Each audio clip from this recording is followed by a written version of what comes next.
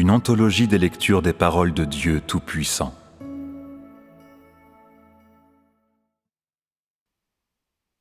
Les méchants seront forcément punis.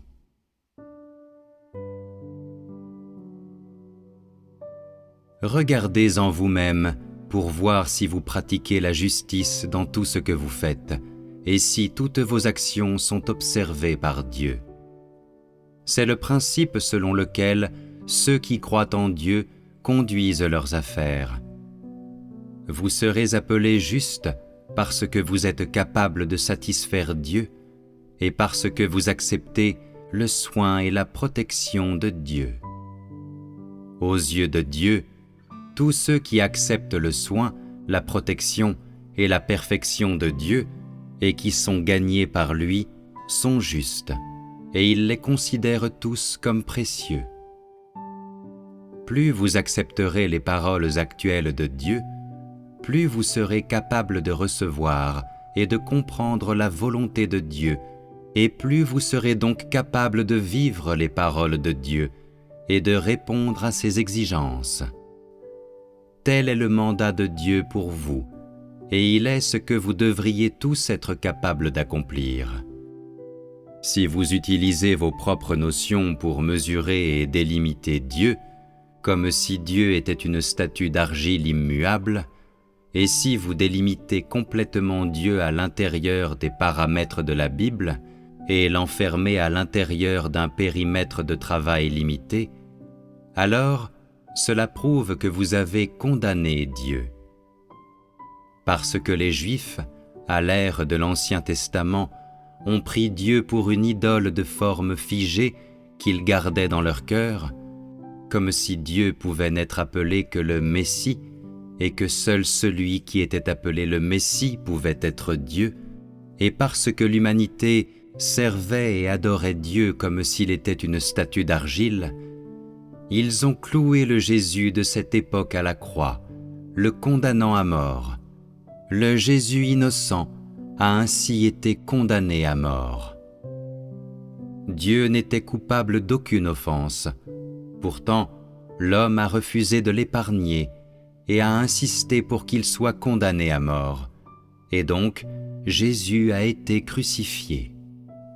L'homme croit toujours que Dieu est immuable et le définit à partir d'un seul livre, la Bible, comme si l'homme avait une compréhension parfaite de la gestion de Dieu, comme si l'homme avait dans la paume de sa main tout ce que fait Dieu.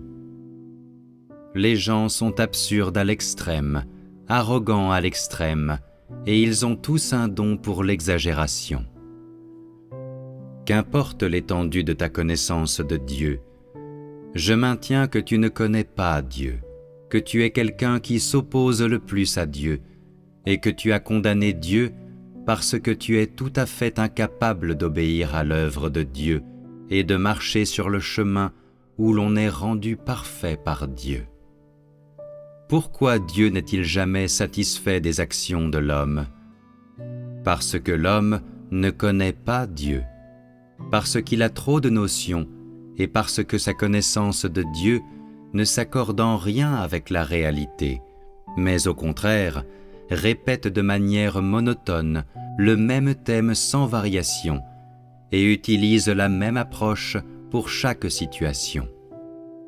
Et donc, étant venu sur terre aujourd'hui, Dieu est une fois de plus cloué à la croix par l'homme. Humanité cruelle. La connivence et l'intrigue, les larcins et les vols à la tire, commis les uns envers les autres, la ruée vers la renommée et la fortune, les massacres mutuels. Quand cela prendra-t-il donc fin? En dépit des centaines de milliers de paroles que Dieu a prononcées, personne n'a retrouvé la raison. Les gens agissent pour le bien de leur famille, de leurs fils et de leurs filles, pour leur carrière, les perspectives à venir, la position, la vanité et l'argent, pour la nourriture, les vêtements et la chair. Mais y a-t-il quelqu'un dont les actions soient véritablement pour Dieu? Même parmi ceux qui agissent pour Dieu, il n'y en a qu'un petit nombre qui connaît Dieu. Combien de personnes n'agissent pas en fonction de leurs propres intérêts? Combien n'oppriment pas les autres ou ne les ostracisent pas dans le but de protéger leur propre position? Et donc, Dieu a été vigoureusement condamné à mort d'innombrables fois, et un nombre incalculable de juges barbares ont condamné Dieu et l'ont une fois de plus cloué à la croix. Combien peuvent être appelés justes parce qu'ils agissent vraiment pour Dieu? Est-il si facile d'être perfectionné devant Dieu comme un saint ou une personne juste? L'affirmation selon laquelle « il n'y a aucun juste sur cette terre, les justes ne sont pas de ce monde » est-elle vraie? Quand vous venez devant Dieu, considérez les vêtements que vous portez, considérez chacune de vos paroles et de vos actions, chacune de vos pensées et de vos idées, et même les rêves que vous faites tous les jours. Ils servent tous vos propres intérêts. N'est-ce pas le véritable état de choses? Faire justice ne signifie pas faire l'aumône aux autres. Cela ne veut pas dire aimer son prochain comme soi-même, et cela ne veut pas dire s'empêcher de se quereller et de se disputer, ou de commettre le vol et le larcin. Faire justice signifie considérer le mandat de Dieu comme son devoir et obéir aux orchestrations et aux arrangements de Dieu comme si c'était une vocation venue du ciel, indépendamment du temps ou du lieu, exactement comme tout ce qui a été fait par le Seigneur Jésus. C'est la justice dont Dieu a parlé. Que Lot ait pu être appelé juste s'explique par le fait qu'il a sauvé les 2 anges envoyés par Dieu, sans considérer son propre gain et sa propre perte.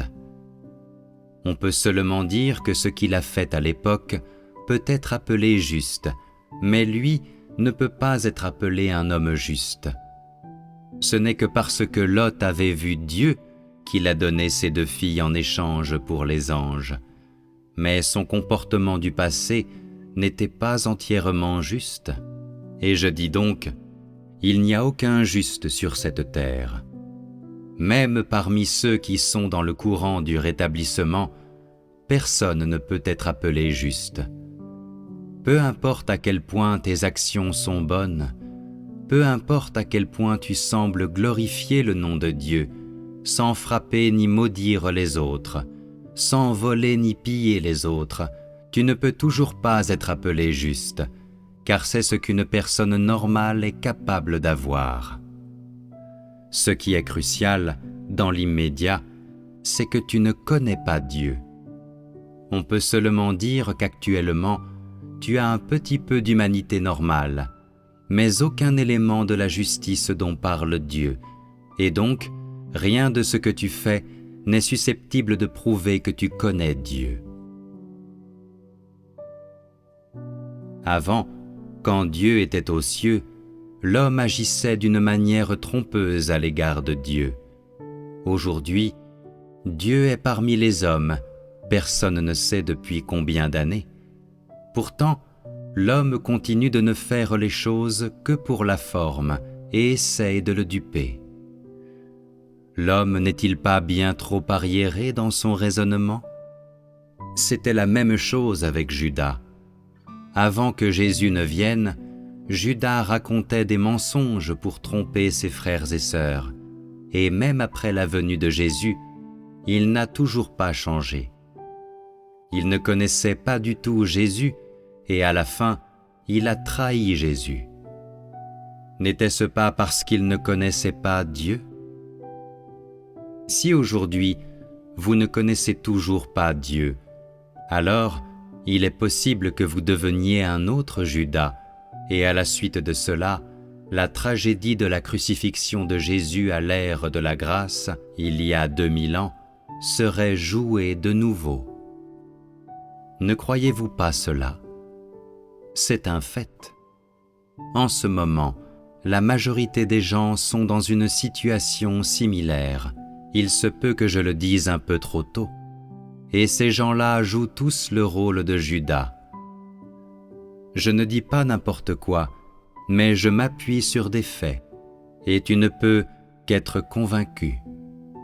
Bien que beaucoup de gens fassent semblant d'être humbles, dans leur cœur, il n'y a qu'une mare d'eau croupie, un fossé d'eau nauséabonde. Pour l'heure, il y en a trop comme cela dans l'Église, et vous pensez que je n'en ai pas du tout conscience. Aujourd'hui, mon esprit décide pour moi et me porte témoignage. Penses-tu que je ne sache rien ? Penses-tu que je ne comprenne rien aux pensées sournoises à l'intérieur de vos cœurs, aux choses que vous gardez dans vos cœurs ? Est-il si facile de l'emporter sur Dieu ? Penses-tu que tu peux le traiter comme tu veux ? Dans le passé, je craignais que vous deveniez contraints. Je n'ai donc pas arrêté de vous accorder la liberté. Mais l'humanité était incapable de voir que j'étais bon envers elle, et quand je lui donnais 1 centimètre, elle prenait 1 mètre. Interrogez-vous entre vous. Je n'ai presque jamais traité personne, et n'ai presque jamais légèrement réprimandé personne. Pourtant, je suis très au clair quant aux motivations et aux notions de l'homme. Penses-tu que Dieu lui-même, à qui Dieu porte témoignage, est un insensé ? Dans ce cas, je dis que tu es trop aveugle. Je ne te dénoncerai pas, mais voyons au juste à quel point tu peux devenir corrompu. Voyons si tes petits stratagèmes rusés peuvent te sauver, ou si faire de ton mieux pour aimer Dieu peut te sauver. Aujourd'hui, je ne te condamnerai pas. Attendons jusqu'au temps de Dieu pour voir quelles représailles il t'infligera. Je n'ai pas le temps maintenant pour un bavardage oisif avec toi, et je n'ai pas envie de retarder mon œuvre plus grande simplement à cause de toi. Un ver tel que toi n'est pas digne du temps qu'il faudrait à Dieu pour te traiter. Alors, voyons à quel point au juste tu peux être dissolu. Les gens comme ça ne cherchent pas le moins du monde la connaissance de Dieu, pas plus qu'ils n'ont la moindre parcelle d'amour pour lui, et ils souhaitent malgré tout que Dieu les appelle des justes. N'est-ce pas une plaisanterie ? Parce qu'un petit nombre de personnes est véritablement honnête, je vais m'attacher seulement à continuer de prodiguer la vie à l'homme. Je ferai seulement ce que je dois faire aujourd'hui, mais à l'avenir, j'infligerai des représailles à chaque personne selon ce qu'elle a fait. J'ai dit tout ce qu'il y avait à dire, car c'est précisément l'œuvre que j'accomplis. Je ne fais que ce que je dois faire, et pas ce que je ne dois pas faire. Néanmoins, j'espère que vous passez plus de temps dans la réflexion. Quelle proportion exacte de ta connaissance de Dieu est vraie ? Es-tu quelqu'un qui a une fois de plus cloué Dieu à la croix ? Mes paroles finales sont celles-ci. Malheur à ceux qui crucifient Dieu.